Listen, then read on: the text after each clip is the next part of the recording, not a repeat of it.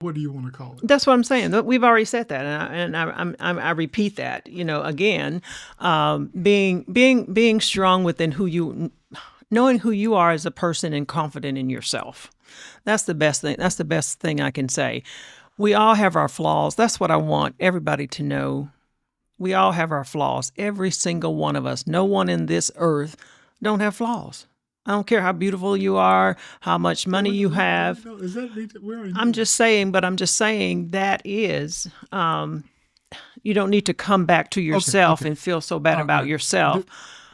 We're all over the place. But anyway, let's go to zombie. All over the place. Okay, we're having a conversation. Okay. So look, people are actually listening and getting some of it. Good, but I'd love to have this conversation with just us sitting here. Okay, zombieing is. Let's just talk about that. Okay, zombieing is.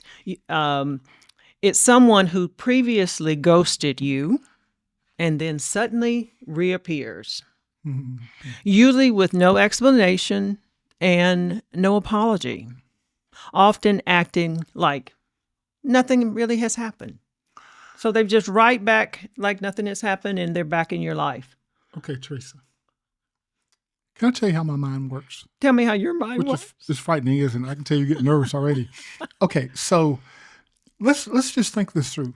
If you ghosted me, how did you even get to be a ghost? That's somebody, I don't believe in ghosts, but I don't believe that there are actually ghosts around us, but using the terminology. No, demons, but not ghosts. Yeah, exactly. Exactly. So, but to continue with the narrative, that's somebody who died. That's how you get to become a ghost, right?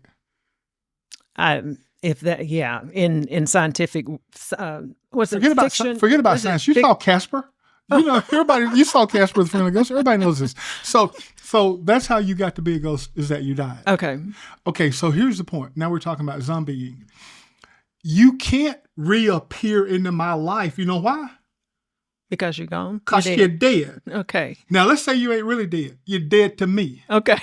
Do you understand what I'm telling you? Uh-huh. That whole thing, you can't reappear because even if you weren't dead, really, but you were almost dead, I killed you. But what if, metaphorically speaking? But what if it was just an emotional moment? You're feeling weak. You really did like this guy or girl, and they just reappeared. And don't you want to make another connection?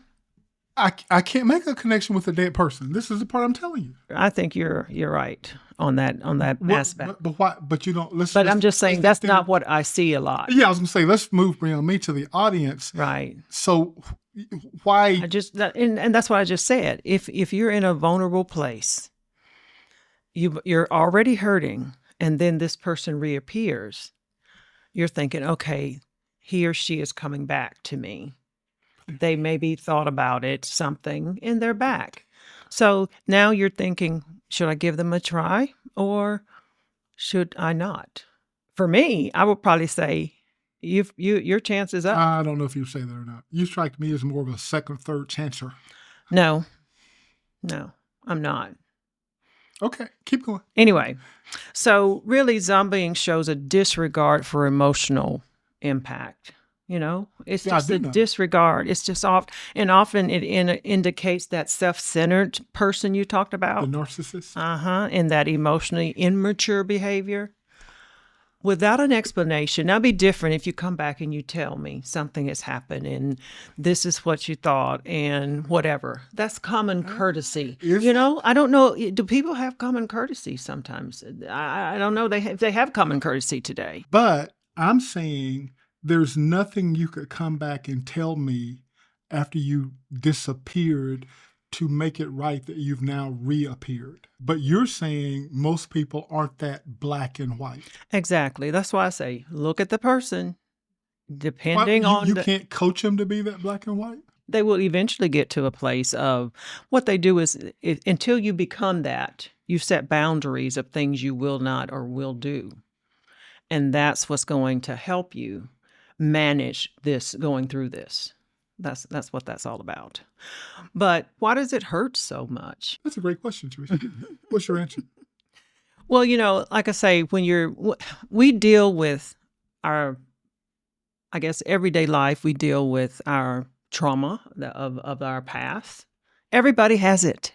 You can't tell me you could have the perfect little upbringing, but we all have trauma.